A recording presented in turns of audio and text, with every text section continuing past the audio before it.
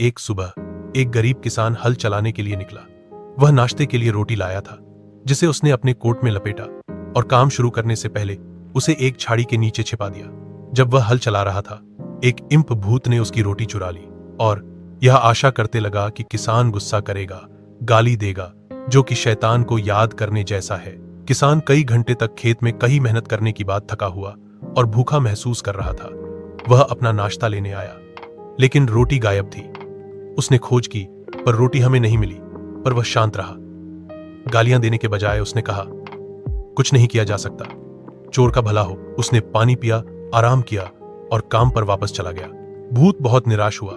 वह शैतान के हुक्म को पूरा नहीं कर पाया। शैतान ने उसे धरती पर इसलिए भेजा था ताकि वह लोगों को गुस्सैल, भ्रष्ट, आलसी बनाए और भगवान से दूर करके उन्हें शैतान से जोड़े।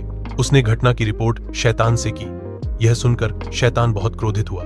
शैतान बोला, यदि लोग गुस्सा नहीं करेंगे, लालची नहीं बनेंगे, बुरा आचरण नहीं करेंगे, तो हम भगवान से हार जाएंगे। उसने भूत को आदेश दिया कि वह अगले 3 साल के भीतर किसान को भ्रष्ट और बुरा बनाए। वह यदि ऐसा न कर पाया तो उसे पवित्र जल में फेंक दिया जाएगा। भूत किसान के पास एक मजदूर बनकर गया। उसने किसान को मक्के की फसल एक नीचे गीले स्थान पर बोने का सुझाव दिया। उस साल बड़ी गर्मी पड़ी, औरों की फसल जल सा गई, पर किसान की फसल बड़ी अच्छी हुई। दूसरे वर्ष भूत ने किसान को फसल ऊंचे पहाड़ पर बोने का सुझाव दिया। उस साल भई बारिश हुई, औरों की फसल डूब गई, पर किसान की फसल फिर भई अच्छी हुई। अब किसान के पास जरूरत से ज्यादा अनाज था और वह अमीर हो गया था। भूत ने उसे वोदका बनाना सिखाया। किसान शराब पीने लगा और उसे दोस्तों के साथ बांटने लगा। भूत बहुत खुश हुआ कि किसान अब शैतान के नजदीक जा रहा था। किसान अब एक बिग्गा हुआ ऐयाश बन चुका था। वह खुद भी रोज शराब पीता और अपने अमीर दोस्तों को भी पिलाता, जबकि गरीब दोस्तों की ओर कोई ध्यान न देता। अपनी पत्नी से हमेशा अच्छे से बात करने वाला किसान अपनी पत्नी पर उस समय गुस्से से चिल्लाने लगा जब उसके हाथ से उसके दोस्तों को शराब सर्व करते समय थोड़ी सी शराब नीचे गिर गई। जैसे ही मेहमानों ने अपना पहला गिलास पिया, वे एक दूसरे की चालाक लोमड़ियों की तरह चापलूसी करने लगे। लेकिन दूसरा गिलास पीने के बाद वे क्रोधित हो गए और भेड़ियों की तरह लड़ने लगे।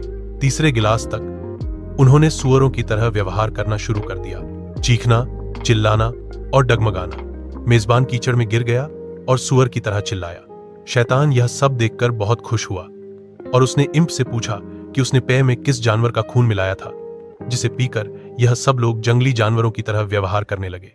इम्प ने उत्तर दिया, मैंने कुछ नहीं मिलाया। जंगली जानवरों का स्वभाव तो पहले से ही मनुष्यों में होता है। जब उनके पास केवल अपनी आवश्यकता की चीजें होती हैं तो वह छिपा रहता है, लेकिन अतिरिक्त चीजों के मिलने के साथ यह स्वभाव बाहर आने लगता है। मैंने उसे शराब बनाना सिखाया। उसने भगवान के उपहार अनाज को वोदका में बदल दिया और उसे पीकर उसके अंदर का जानवर बाहर आ गया। भूत बोला, हे महान शैतान, अब यह इंसान भगवान को छोड़कर आपके शरण में आ चुका है। शैतान ने उस इम्प की प्रशंसा की, उसकी पहले की विफलता को माफ कर दिया और उसे एक उच्च पद दिया।